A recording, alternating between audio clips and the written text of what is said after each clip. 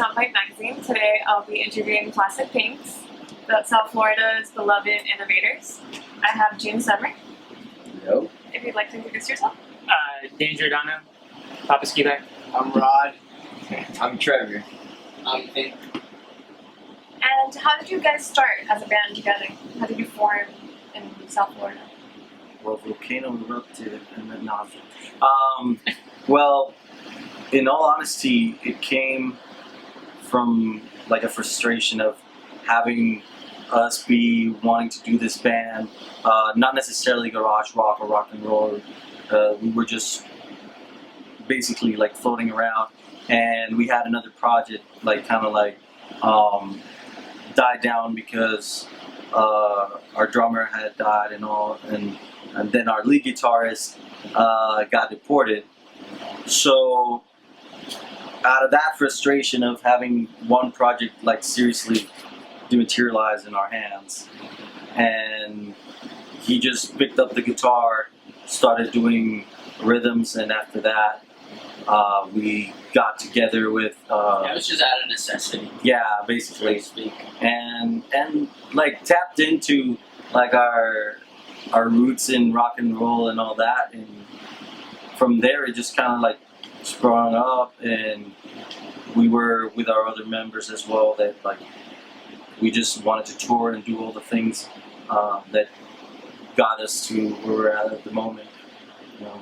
Yeah. But it's mostly out of the love of music. And can you introduce your new band members? Or both of your... Yeah, actually, we got No longer me. two new band members who I feel like really capture the emotion we're going for. We got Trevor over here, who's also in Sonic Graffiti, and a great band as well, from Florida, St. Pete. We also have Rod Wolf, who is the silent one, like hiding in the shadows. Silent but deadly. Hiding in the shadows right now. But wait till you hear him. Like, he really shows his passion on the guitar. He's playing our lead guitar. He's playing our drums, and he actually went on tour with us for South by Southwest, and he never demolished came back. it. He made sure. He never Yeah, That was it. He came on tour with us and he's still here. yeah, like that. Like, still haven't to be honest, like he was hitting those drums, and there was like no way that we couldn't like go for it all, you know. We were really putting everything out there every single time, and I feel like this time around, like it really spiked up our energy, because even when we were feeling like crap, this guy like would be playing so hard that you feel like you really can't slack. We were playing in Orlando and we just finished the set. Like we thought we were done. And Trevor ran outside and he vomited all over the outside area. And I go get then him. people were like, one more. And then I think Janky, June ran out and he was like, do you want to play one more? And Trevor was like, yeah, let's do it. And he ran back up and we were like, that's Looked it. at me like if I said something bad too. yeah. He- I was a little insulted you. Yeah, he clearly looked up to me and went, Still a dribble hanging You know, down, like running up. so, and from there on, we were like, oh man, this guy has heart. So, you know, we fell in love with him, and then now, like, we can't wait to show off Rod. You know, the guy really has Yes, put for sure, his that's heart gonna be 3 points, so that's and hard work. insane. Second show, actually. Rod played with us once before. Oh yeah, In true. St. for Don't Stop St. Pete Yeah, Festival. true. yeah, And ever since we've just been like, That's right, I forgot about that. yeah. True. And to be honest, like, we're recording our EP, second album, and probably another EP, because we have way too many songs. And he has been coming here week after week, and he is seriously like just demolishing the songs. He's just playing so good, building them up so good. I feel like the connection that happened now with Plastic Pinks is one where it really brings out the best in all of us. Like, even on my singing, like, I feel like, oh, I need to step it up now, because I feel like yeah, I've done it before, and I liked what I was doing. I'm not saying that it was bad or anything, but by having bandmates that push you, you feel like you need to step it up all the time. So I feel like he also has pushed for the sound to expand, and you know, all of them like really have worked really hard. They all live in St. Pete. I They feel come like we all down. come from the same place. Something that it's very rare to find, especially people that just randomly met. And yeah, it's just something that really brought us together. We're very like-minded when it comes to doing the music we're doing. So it just, it just worked that way perfectly for us, fortunately. What's cool is that like it wasn't like a Craigslist ad or found someone just to play with us. It was like we kept it in the family. Like me and Trevor have been playing for years. Like you played your first show Yeah, with first me. ever show with Dave. Like Rod taught me how to like restring my bass guitar. Me and Gucci Sure. used to live together for the last year in I picked bunk them up in beds. the street. Yeah. Yeah. So, but it's like we were all friends and like kind of family before Yeah, being in a band, really. So that's kind of and we met through music, which Yeah, obviously exactly. That's We actually became what I friends feel through like music. So- really helped out. Because a friendship really grows when there's that love for music, and especially in this type of business that we're in, if you want to call it a business. But you know, when you go out there, you play with other bands, you kind of feel that respect between bands just because you're out there doing your thing and that creativeness, and to actually have the guts to go out there and perform. Because a lot of people think, yeah, you know, you go there, you play, that's it. There's a lot to yeah, there's way more to than it. that. You know, like these people are practicing. You know, these people are going out of their way to be able to play that one show for that one, for that crowd that's there. So even if there is no crowd, you see them play. So that's like a bonding moment right away, and I feel like that helped us all to actually integrate ourselves and be like, okay, we are all go-getters. We all want this, and let's create something that really makes us feel good about what we do. You know. So. And can you tell me about your new album that you're releasing? Yes, we're doing first the EP. The EP that we're releasing it actually with Ghost Rat Records, which is a label that I'm doing with Augie, and actually these two that work. like the paper Work, boys. No, actually, no. He's been doing really good too. No, but like I seriously, got a like gold star. we've last been- week. It's been a good, yeah, I've been on a good. yeah, he streak got lately. he got a gold star for doing a good job. No, but really, like, this is one of the things that we wanted to do. We wanted to put out this EP. I feel like it's. I wish I had the art with me just to be able to show you what it means, but it's kind of like telling the future of where we're trying to go, creative-wise, and I feel like it's a great stepping stone to what the album's going to be, where I feel that it's even bigger sounding than we've ever sounded before. Yeah, we definitely sound similar, but I guess in a more mature way, because we have matured as a band. You know, the more you play with somebody, Sure. No, I'm kidding. I'm kidding. No, but like we actually feel like we were missing something in ourselves, not necessarily just musically. And now that with this band, with the people that we're working with, and like all of us together, we were able to create this thing that actually feels that whole. And now we want to make it even bigger. You know, and it makes us like, in a way, hungrier for what we want to do. And can you describe your music to people that haven't heard it before? I know that you guys define yourself as Rad City synth pop. You can go ahead and say that. Transfer. Oh, I feel like we've dropped a lot of like what we've been trying to do, and we're just letting things happen. And I guess it's just rock and roll when it comes down to it. But yeah, we are in like the whole garage rock spectrum of things as well. So I guess that would be like my way of I think we even got a little bit bigger than just that generally. I see surf, garage. Yeah, there's a lot of there's there's a lot of definitely surf. We like elements of everything, psych as well. yeah. Yeah. You're gonna hear a little bit of everything. Like everyone here is influenced by different sounds. He likes the psychedelic a lot, rock and roll, or like very sweet rock and roll. Even though he has like the more psych rock influence as well. Then this guy is like all over the place, but really loves the blues, Like jazz. jazz. Then you have him, who's like I like bossa nova. Bossa Nova. no, I like a like good polka Yeah, jam. Bossa Nova shred. Do you like polka? Yeah. Do you like the Bee Gees? Yeah, we were just singing the Bee Gees the other day. no, you don't get to talk now. Oh, why did you let him talk to you? Yeah, good question. I got my gold star. Man. You said the gold star enabled me to Yeah. talk during interviews. Is that why he has to wear a hat during the interview? Yeah, no, he has Because to he's the wear only one that's wearing a hat. Yeah. no. Like, go ahead. I'm just kidding. Were we talking about the Bee Gees? Yeah, Bee Gees. What- Andy what did you Ginsberg want are from me? very good. What, both? Why not? I mean, the Bee Gees. And in my case, I'm like all over the place as well.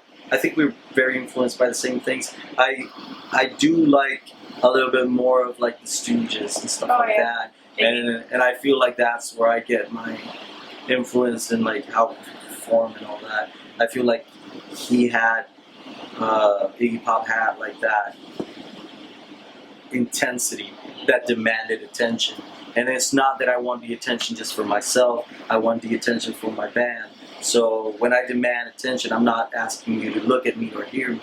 I'm asking you. Well, actually, I'm telling you to Telling you listen not to talk. to listen. You can't stop. Tells you, Yeah. put the hat on. I'm telling you Sass me, right? to listen to the band. I make sure that we connect. And even if you were there and you like hip hop, and then you decided to walk into our show, I'm actually gonna get in your face and make you like actually have to see us and hear us.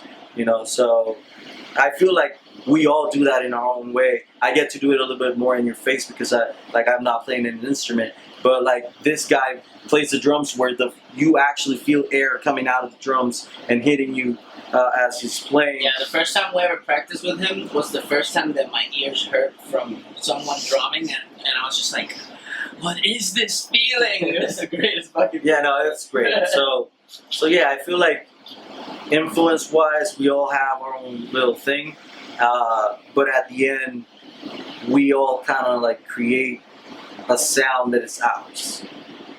Definitely. I hear it. And how is it like touring like with the OCs and Ty Segall? Is there anyone that you want to collaborate with? I know I saw you guys with the Black Lips opening for them. Is there anyone you're looking forward to collaborating Performing with? with? Yeah, performing or even Well, writing music with? I wouldn't mind I would make anyone. music I would with all of invite them. anyone. Yeah. I would invite anyone in, to be honest, just because we never say no to something creative. We actually like to get ourselves involved in all this Yeah, process. there's actually this like 3 points compilation thing that's going on. 3 points. You didn't invite us. I'm hurt. I'm hurt. I wanted it so bad. I was like, what is going on? He's like, I would love to collaborate with other artists. I think that's awesome. It's fantastic because it also brings different ideas, and you kind of create things that would most likely never happen if it's just the band. Yes, itself a complete doing different things, take But, on what you do as yeah. well. Collaborate with anybody. And in that's terms- worth collaborating. And in terms of playing with, in all honesty, there's so many bands out there that like I feel like I would love to play with. Some even not even in our genre. Just I would love to play some random shows as well, where it's like we're the ones that are the outcasts, like the weird band that's there in the bill, and be able to captivate people's attention as well. So I feel like We got a hip hop single coming out soon. that actually might happen. That'd be awesome. And what are your 5 tips for being a productive musician? Especially you that are into bands. Work. Have Dane wake you up. Yeah, don't sleep. that is the key. That's the first time That he is talked the about key. telling you. The key. In all is honesty, everything. work. Like Yeah. I don't have to say much. Keep Just I got work. you. I got you. Work is the most important thing. Like if you put in the work, everything else kind of like falls into it. Because if you're working for your music, that means you're booking, you're creating your art, you're pushing for your sound, you're making sure that people hear you. You do all of these things, like because I can go and be like, oh yeah, these are the 5 tips, but like to be honest, work on everything, social media, everything. Yeah, just Nothing just comes put from time waiting. Nothing put comes time from and waiting. Put work, put your heart and soul, and hope to get something back. Usually, it works out if you're really into it. You know, And if not now, later on, but Yeah. it will happen. yeah. You know? Work, create, put time in it. It's all time. Really. Quality. Make sure to have quality. Yeah, anything you do is worth doing 100%. Yeah. Actually, that's a bunch of the songs in the album. We had about 10 of them already done or semi-done, and we were just like, nope. Let's scrap all this, and we scrapped all of them, and we restarted everything. We've been recording for almost 8 months or something now. Shout out to Fuzz Baby Records. Yeah. So yeah, it's definitely time, and just like if you want to do it, you'll get to do it, and that's it. If you don't want to do it, then you won't do it. Yeah. Simple.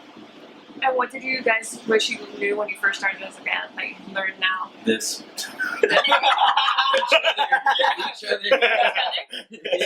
Still learning. What we're saying right now. Still learning how to Well, wake I Rod up. What's the best way is.